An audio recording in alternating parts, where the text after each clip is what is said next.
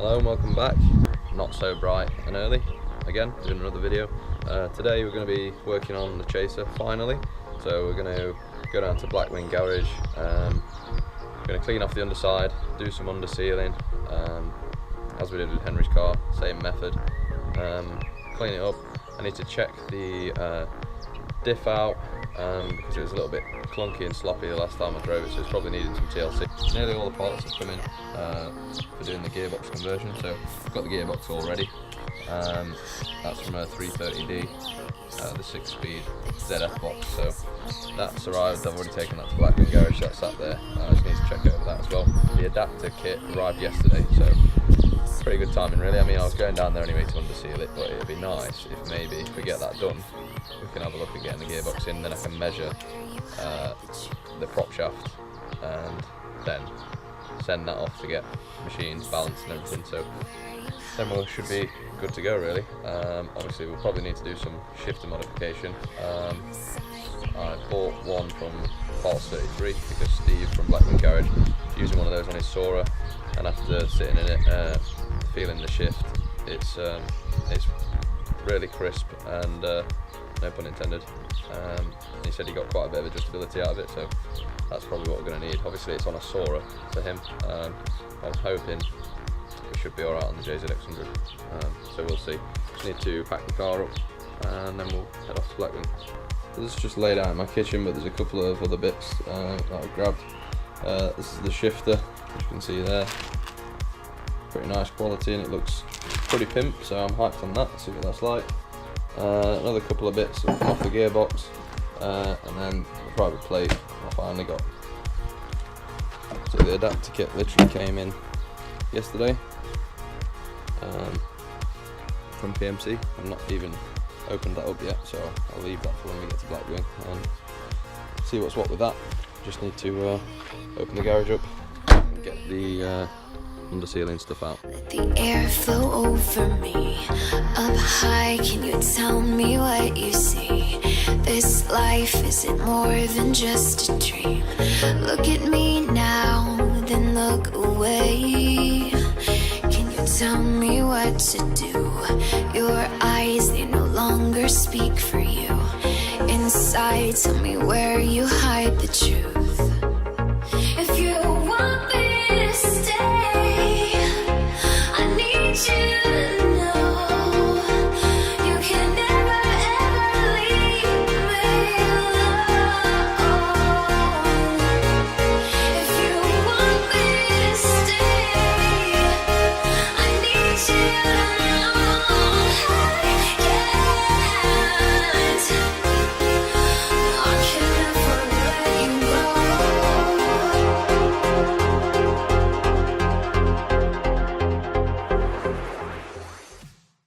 So we haven't been recording this much because obviously we did Henry's car and it's the same process, so it's not really much to see.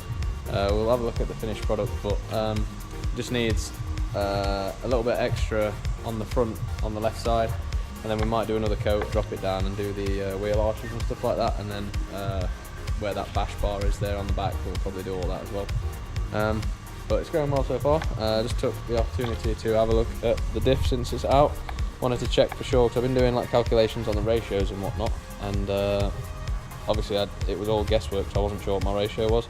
So what we've done is made a little mark on here and then one on the out as well, and then if we just turn it,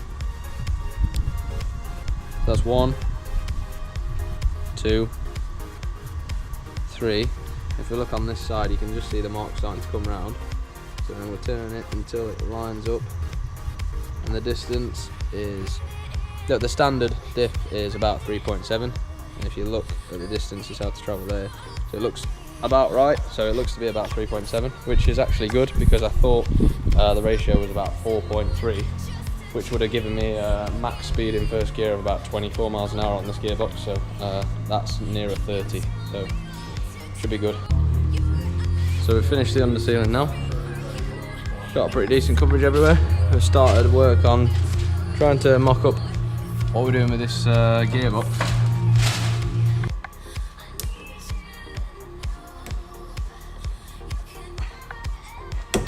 Fucking hell, why is that taking it? Can you come around this side? You ready, mate? You ready, mate?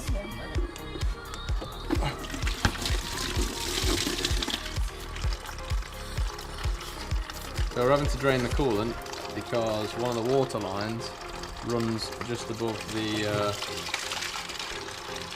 well, where the gearbox bell housing is going to sit, and it's foul, so the adapter plate doesn't sit flush. So we're going to take that pipe off, have a look at it, see if we can run it any differently, or replace it so that it doesn't foul.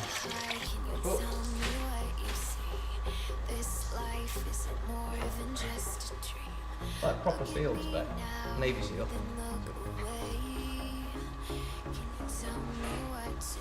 That's real sure.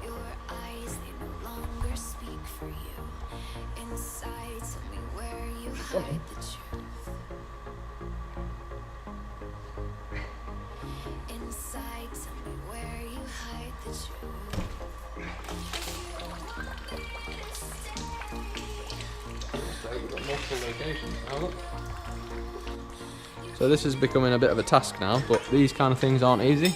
Putting a different gearbox in, it's not meant for the car. So the kit didn't come with this ring gear for the starter motor. Luckily Blackwing Garage had one. So we've thrown that on there now.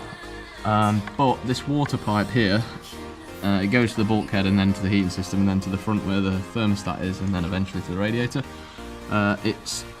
It's fouling the adapter plate, and I've undone the mounts on both sides and it's hitting this other pipe here, which is annoying. So what we've had to do, we can't really get any access either because I've rounded a bolt on the down pipe for the cat, so that's annoying as well, but we'll gloss over that and I'll sort it out later.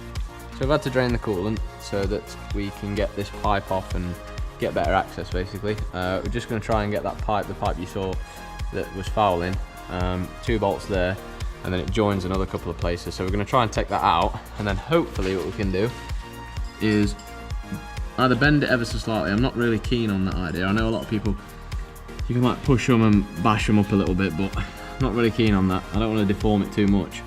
But if I can get it to sit above this pipe which it's hitting, it'll sort of hold it up out of the way, and without the mounts on it, hopefully we should have enough flexibility that it's moving quite a bit.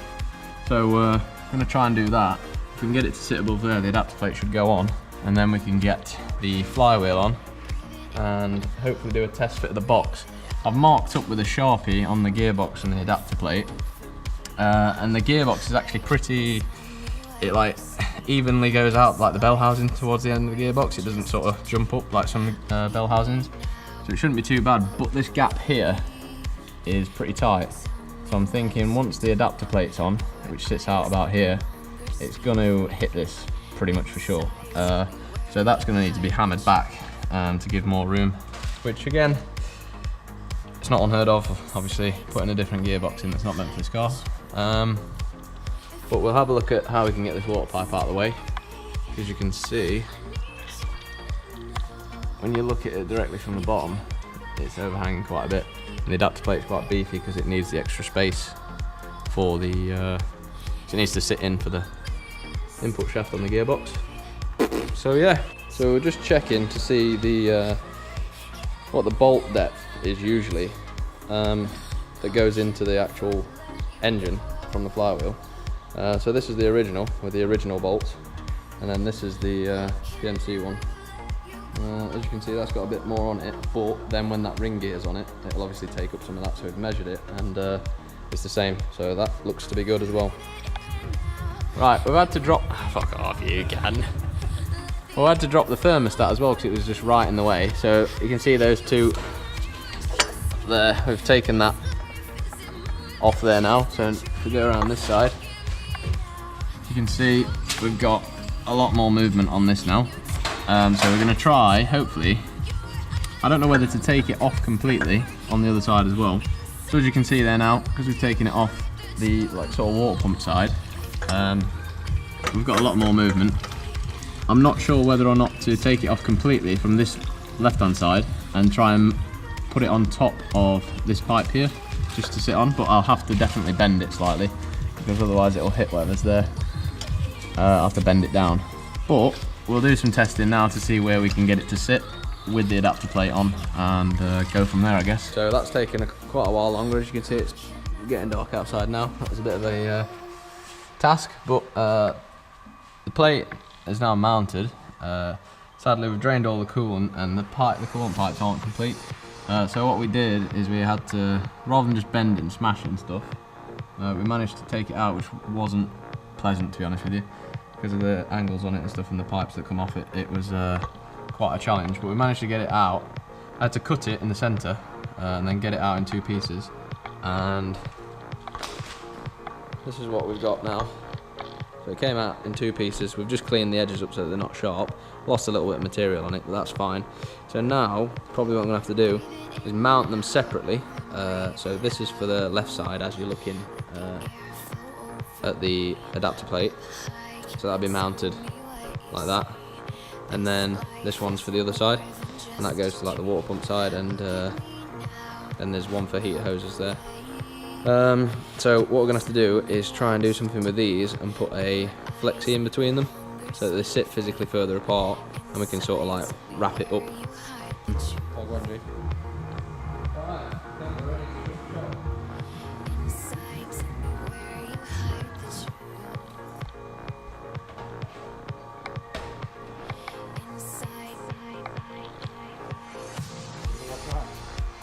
Sorry, Mum.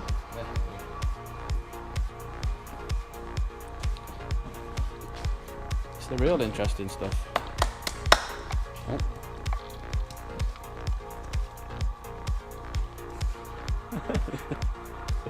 Come on, this is a YouTube tutorial. I actually did a course at the NHS on how to wash my hands. Really? Yeah. But that was fucking dull. Yep.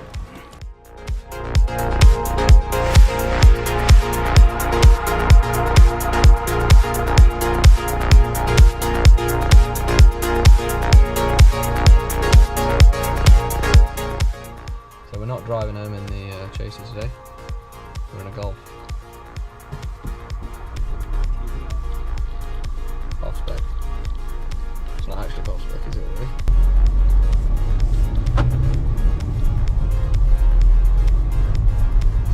These gates are going to be locked, aren't they? We're fucking locked in, boys.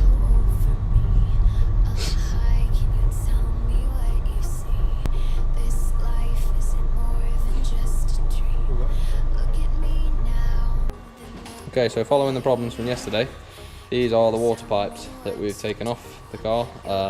This is an original set, obviously this is one piece, and this is the set that we've cut in half, taken some material out, and then are planning to put a flexi hose in the middle. Just flared the ends of these to try and make it seat better, and then we will try and pop it on the car, check the length of it, and then pop some Jubilee clips on it, and hopefully should do the job, because this is nice and tight anyway, and with the flare it should hook on.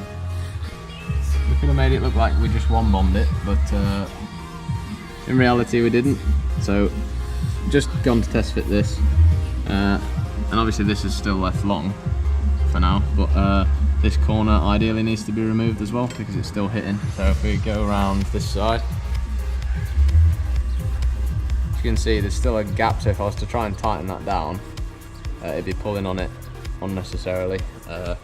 So we're going to take that back off, and it is annoying as well, but I'm going to pull that back off, cut this some more, flare the end again, put the pipe back on it, thread it back through, and hopefully if we have the flexi just a bit further back there, then we'll be able to loop it over the top, hook it into some management of this. There's a couple of hooks for pipes and whatnot.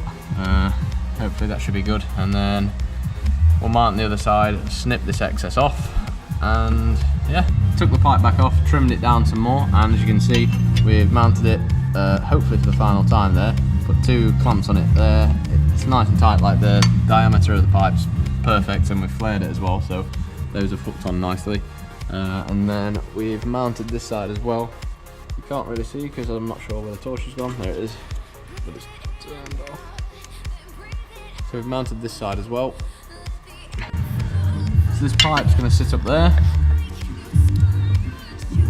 and then this one will go back down there and complete it. But we're looking to bend that bracket slightly so that it can point the end up, and cause this to like sort of loop up out the way a little bit more. So as you can see there now, that's pretty much the finished product. All the brackets and everything are tight.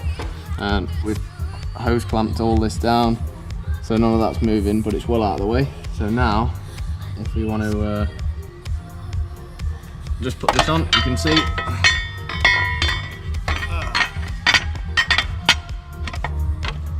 no issues with it hitting. It's obviously close, but with it being a flexi, it's absolutely fine. So that should be good to go. So the next problem we need to tackle is the room between the firewall and the gearbox. So we'll have a look at that next. So just to start buttoning things up here, replace this at the same time, so obviously add it off, but I wasn't happy with how it routes, so I've not clipped it up yet. There's another thing to mention on here. Notice obviously, because this adapter plate, as you can see here, is made for loads of different gearbox adaptations. So there's loads of different holes drilled in different locations where they would be on the gearboxes. But I don't know if you can see here, some of the positioning is like really close to the edges, so you can see the threads coming through. On some of them it's even actually gone fully through, so you wouldn't be able to thread anything in even if you wanted to. And also what I've just noticed when I'm coming to put it on now, is this one's completely fine. It's like drilled straight through whatever, and then it's bolting into the back of the engine. Whereas this one, I've used different bolts. They're exactly the same style bolt, but it just doesn't go in straight. I don't know if you can see that there. It's like at an angle, and it's just because, I don't know, the plate isn't. If you like rag it to the right and then start threading it through, it will go in. But it's just, I don't know if it's like the machining process or what, but it's just something to note. But we're just putting all these in now. We're going to start tightening them up, and then I think maybe we'll leave it at that for today. Bank holiday Monday tomorrow, so maybe come back and off the gearbox up and see what happens with this space.